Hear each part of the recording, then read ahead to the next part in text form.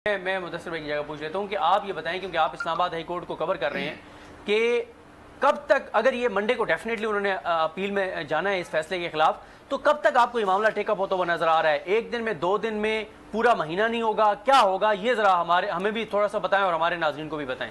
देखिए सिद्दीक भाई, इतना ज़्यादा वक्त तो नहीं होता इसमें। जब अपील आ जाएगी तो उसने अगले दिन नहीं तो 2 दिन बाद उसने टेकअप होना है। जो प्रोसीजरल बात आपको बता रहा हूँ या कानूनी जो तरीकाकार है हाई कोर्ट का, कि 1-2 दिन में केस अगर उस पर एतराज़ात ना हों तो वो फिक्स हो जाता है, और अगर कोई एतराज़ हो तो एतराज़ के साथ पहली समात होती है जिसमें एडमिनिस्ट्रेटिव साइड पे या जुडिशल साइड पे एतराज़ात दूर होते हैं, उसके बाद वो केस फिक्स होता है।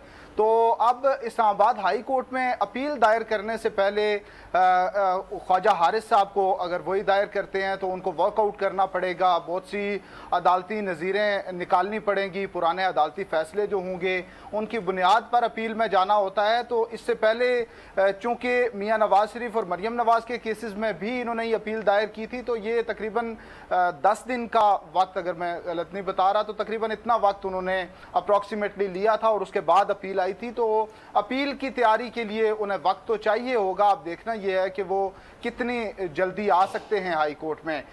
दूसरी बात यह है कि हाई कोर्ट में जब ये मैटर टेकअप हो जाएगा, अगर हाई कोर्ट इस पे नोटिस जारी करती है तो नोटिस जारी करके वक्त दिया जाएगा दूसरे फरीक को और उनसे जवाब तलब किया जाएगा। तो तकरीबन इसमें 2 हफ्ते का वक्त दिया जाता है। 2 हफ्ते ना भी हो तो 10 दिन तो मिनिमम उसमें वक्त होगा। तो ये इतना अर्जेंसी के साथ अब उस तरह से आगे बज़ाहिर नहीं चल सकेगा।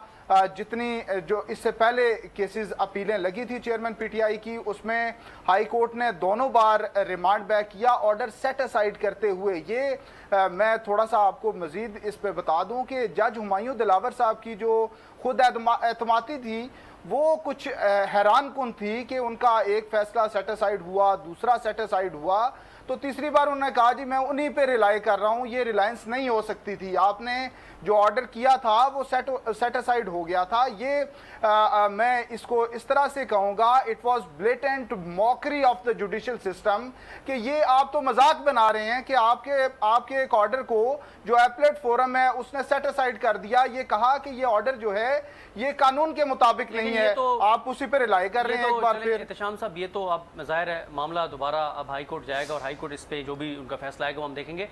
लेकिन मुदस्सिर भाई, तारीख का अमीर,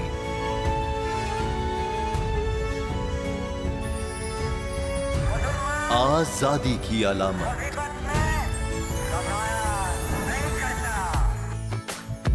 हुस्न का आईनादार,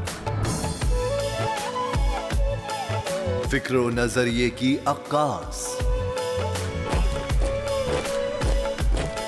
सरफराजी का गवाह, यानी हम सबका निगहबान पाकिस्तान।